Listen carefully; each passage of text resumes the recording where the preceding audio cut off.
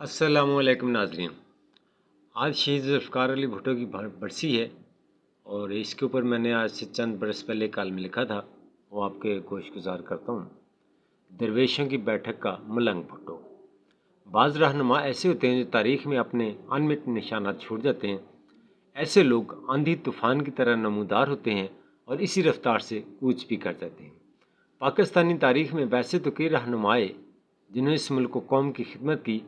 مگر ان تمام قائدین میں دو نام ایسے ہیں جن کے مخالفین بھی وقت گزرنے کے ساتھ ساتھ مداح ہوتے رہے۔ قائد اعظم کے جہاں لاکھوں مداح تھے، وہیں پر ان کے کئی ناقدین بھی تھے، مگر انہوں نے کسی کی پرواہ نہ کرتے ہوئے حصول پاکستان کی جدوجہد جاری رکھی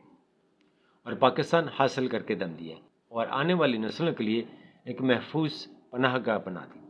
قائد اعظم کے بعد دوسرا قائد ایسا تھا جو اچانک نمودار ہوا اور پاکستان کے افق پر چھا گیا۔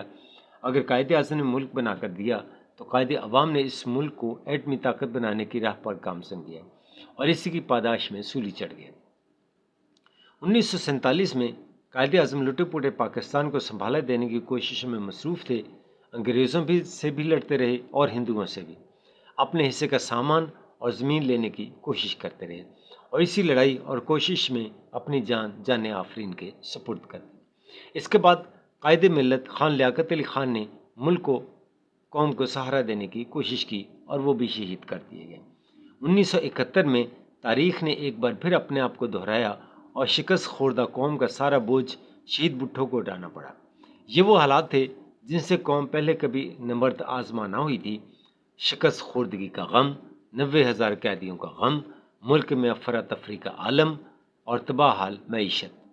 ان تمام مسائل کا مقابلہ یقیناً کوئی فولادی اعصاب رکھنے والا ہی قائد کر سکتا تھا، اور قدرت نے اس قوم کو بھٹو کی شکل میں یہ فولادی اعصاب رکھنے والی شخصیت تحفہ میں دے دی،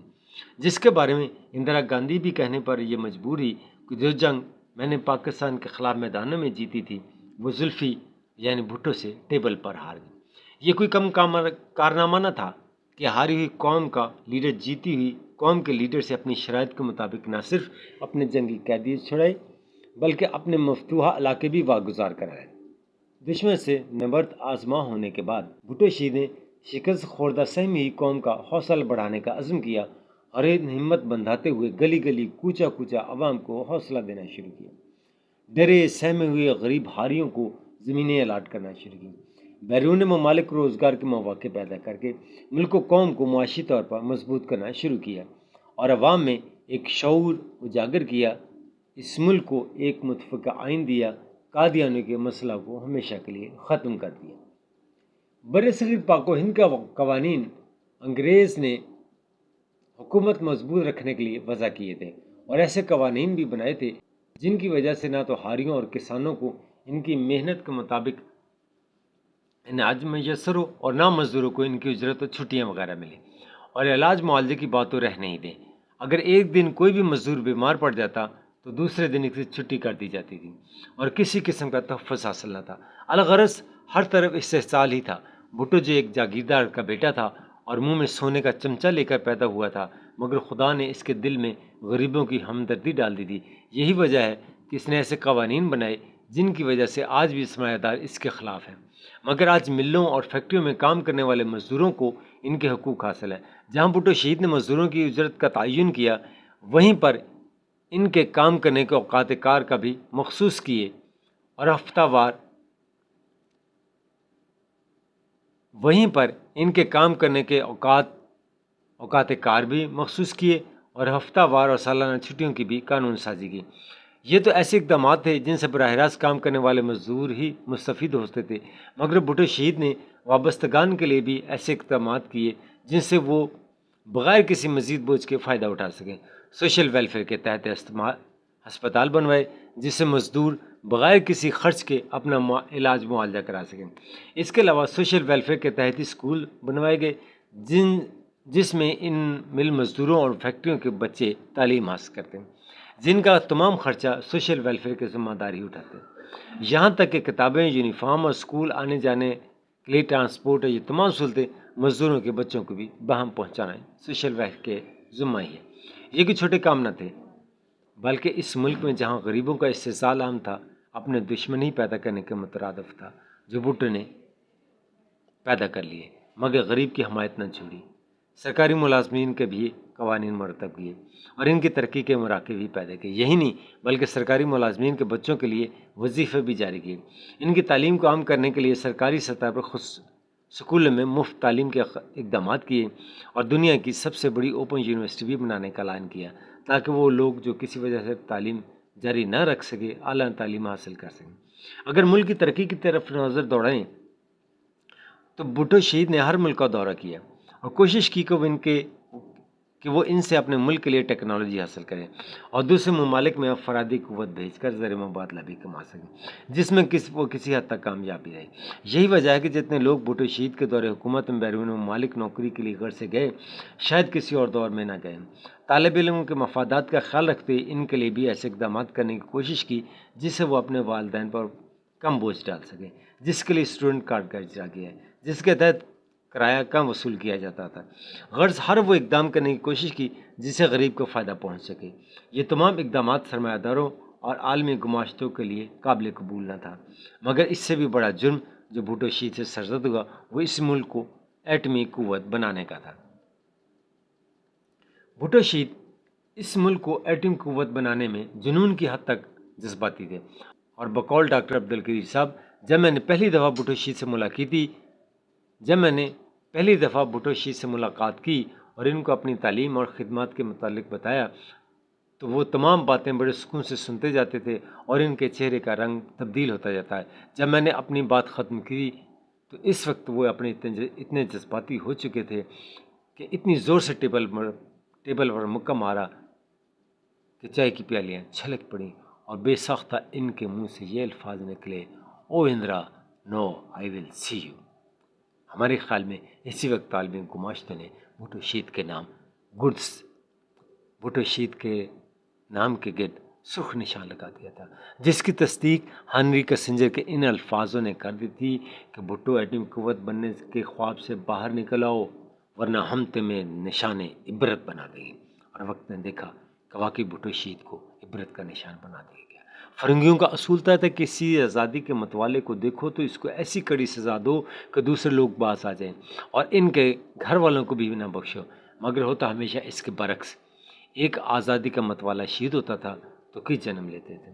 بھٹو جو نہ صرف پاکستان کے بارے میں سوچتے تھے بلکہ اس کے اندر ایک ایسے مسلمان کی روح تھی جو پوری دنیا کے مسلمانوں کی زبوں حالی پر ہوتی تھی، اور بھٹو صاحب دن رات یہ سوچتے تھے کہ تمام ذرائع مسلمانوں کے پاس ہونے کے باوجود یہ دنیا میں ذلیل و خوار کیوں ہو رہے ہیں، اور یہی چیز یا سوچ بھٹو کو مسلم ممالک کی طرف لے گئی اور بھٹو نے کوششیں شروع کر دیں کہ کسی طرح مسلم ممالک کو ایک پلیٹ فارم پر اکٹھا کر لیا جائے، جس کے لیے انہوں نے لاہور میں اسلامی سربراہی کانفرنس بلوائی جس میں تمام مسلم ممالک کے سربراہان نے شرکت کی، اور یہیں سے بھٹو مغرب اور امریکہ کی آنکھوں میں کھٹکنے لگے کہ یہ کیسے انسان ہے جس نے پہلے اپنے ملک کے غریبوں کو اکٹھا کیا اور ان کو مضبوط کیا اور اب ان ممالک کو اکٹھا کرنے کی کوشش کر رہے جن کی وجہ سے ہمارے کارخانے چل رہے ہیں۔ لہٰذا اس سے پہلے اس اسلامی ممالک اکٹھے ہوں اور ان کا کوئی مضبوط پلیٹ فارم بنے، ایسی سوچ رکھنے والے، اس سوچ کی تائید کرنے والے دونوں کی عبرت کا نشان بنا۔ یہ سوچ رکھنے والا اور اس کے ذمہ عملی جامہ پہننے والا چونکہ پوری دنیا میں ایک تھا اور اس نے کر بھی دکھایا کہ امت مسلمہ کو اکٹھا کیسے کیا جاتا ہے، لہٰذا اس کو کیسے بخشا جاتا، لہٰذا ان کے خلاف رائے عوام ہموار کرنے کے لیے اسلام کا نام استعمال کیا گیا اور پورے ملک میں بھٹو صاحب کے گرد گھیرا تنگ کیا جانے لگا اور کثیر تعداد میں رقم خرچ کی جانے لگی۔ افسوس اس وقت کوئی یہ نہ سمجھ سکا کہ یہ تو ایک استعمار کی سازش ہے تاکہ پاکستان مضبوط نہ ہو۔ اس کے باوجود کہ بقول پروفیسر خورشید احمد صاحب معاملات طے ہو چکے تھے اور اپوزیشن اور حکومت اس بات پر متفق ہو چکے تھے کہ نئے الیکشن کرائے جائیں گے، مارشل لا لگا دیا گیا اور اس ملک میں خون کی وہ ہولی کھیلی گئی جو اس سے پہلے کسی غیر مسلم نے بھی نہ کھیلی ہوگی۔ وہ شخص جو دن کے اجالے میں استعماری قوتوں کی آنکھوں میں آنکھیں ڈال کر بات کرتا تھا کو رات کے اندھیرے میں قید کر لیا گیا، اور اس کے چھوٹے سے چھوٹے کارکن کو بھی جو اس پر اپنی جان نچھاور کرنا ایک فخر سمجھتا تھا کو بھی قید کر لیا گیا، اور چونکہ بین الاقوامی طور پر یہ طے ہو چکا تھا کہ بھٹو کو عبرت کا نشان بنایا جائے گا، لہٰذا بھٹو کو بھی عبرت کا نشان بنانے کے لیے اذیتیں دی جاتی تھیں۔ اس کے نام لیواؤں کو کوڑے مارے جاتے تھے، سولی پر چڑھایا جاتا تھا۔ شاہی قلعہ، اٹک جیل، میاں والی جیل، غرض کوئی ایسا عقوبت خانہ نہ تھا جس میں بھٹو شید کے جیلے اذیتیں نہ برداشت کر رہے ہیں۔ فوج نے اپنے اسی محسن کو ذلیل کیا جس نے انہیں دشمن کی کیسے نجات دلائی تھی۔ ظالموں نے لاہور میں یزیدی لشکر کے مظالم کی یاد تازہ کر دی جب محترمہ نصرت بھٹو کو لاٹھی چارج کر کے شدید زخمی کر دیا، پورے اہل خانہ کو پابند سلاسل کر دیا اور بھٹو کو ڈراتے رہے کہ اب بھی باز آ جاؤ وگرنہ تمہارے پورے خاندان کا نام و نشان مٹا دیا جائے گا۔ مگر آفرین ہے اس مرد حق پر کہ مرنا تو قبول کیا مگر جھکنا نہیں۔ ایک ناکردہ گناہ کی پاداش میں جس پر تمام جج بھی متفق نہ تھے، اس ملک کے دوسرے نجات دہندہ کو سولی چڑھا دیا گیا۔ مگر کئی راز ہنوز مقفل ہیں۔ کیا پھانسی کے وقت بھٹو شہید زندہ تھے یا مر چکے تھے؟ کیونکہ بھٹو شہید کو دن رات نہ صرف ذہنی اذیت دی جاتی تھی بلکہ بعض شواہد کے تحت ان کو مارا پیٹا بھی جاتا تھا۔ وہ شخص جو غریب کی زبان بولتا تھا، وہ شخص جو اقوام متحدہ میں شیر کی طرح داڑتا تھا اور کسی کی جرت نہ ہوتی تھی اس کو روک سکے، جو اقوام عالم کے سامنے دشمن اور باز کی طرح جھپٹتا تھا اور کوئی اس کی رفتار کا اندازہ نہ لگا سکتا تھا، جس نے اسلام دشمن اور وطن دشمنوں کی نیند حرام کر دی تھی، وہ جو بقول علامہ اقبال نیل کے ساحل سے لے کر تابہ خاک کاشغر کی عملی تصویر تھا، وہ جو ہر انسان کے حق کے لیے آواز اٹھانا اپنا فرض سمجھتا تھا، جس کو استعماری قوتیں کچل رہی ہوں، وہ جو تیسری دنیا کے پسے ہوئے طبقے کا نجات دہندہ تھا مگر آج وہ اپنوں کے ہاتھوں مجہور و مقہور ہے۔ پابند سلاسل ہے، عالمی گماشتے ٹھان چکے ہیں کہ وہ ہر حال میں بھٹو کو قتل کریں گے اور انہوں نے قتل کر دیا۔ یہ پاکستانی بلکہ اگر یہ کہا جائے تو بیجا نہ ہوگا کہ تاریخ انسانی کا پہلا قتل تھا جس پر اس کے چاہنے والوں نے خود کو آگ لگائی۔ کئی جالے سڑکوں پر نکلے اور انن فنن اپنے اوپر تیل چھڑک کر آگ لگا لی، جو اس بات کی غمازی کرتا ہے کہ وہ عوام کے دلوں میں بستا تھا بلکہ بستا ہے، اور آج بھی جب بھٹو کا نعرہ لگتا ہے تو جیالے دیوانہ وار دوڑے چلے جاتے ہیں۔ آج اسی مرد قلندر کی برسی منائی جا رہی ہے جو کبھی داتا دربار ملنگوں کے ساتھ بیٹھ کر چائے پیتا تھا تو کبھی بری امام کے مزار پر ملنگوں کے ساتھ بھنگڑے ڈالتا تھا۔ آج یہ شخصی برسی ہی منائی جا رہی ہے جس نے عوام کو بولنے کا شعور دیا، غریب کو آواز، مزدور کو مزدوری لینے کا حق دیا، جو رات کی تاریکی میں یوں گنگناتا رہا: سورج ڈبیا شاماں پیاں پنچھی وی اڑ چلے، سورج ڈبیا شاماں پیاں پنچھی وی اڑ چلے، آس تے اس جنگل دے وچ میں توں کلے چلے، راتاں نوں میں اٹھ ویکھاں تے عجب آوازاں آوے، ہے کوئی میرا سجن بیلی نال میرے جو چلے، میں مرزا ساغر سندھ دا میری راول جنج چڑھی، میں ہک پیڑی دا بادشاہ میرے سر تے موت کھڑی۔ آج غریب عوام کسی اور بھٹو کی تلاش میں ہے جو ان کو حوصلہ دے سکے، تو ہے کوئی جو بھٹو کی طرح ملک و قوم کی خاطر سولی پر بخوشی جھول سکے؟ اللہ حافظ۔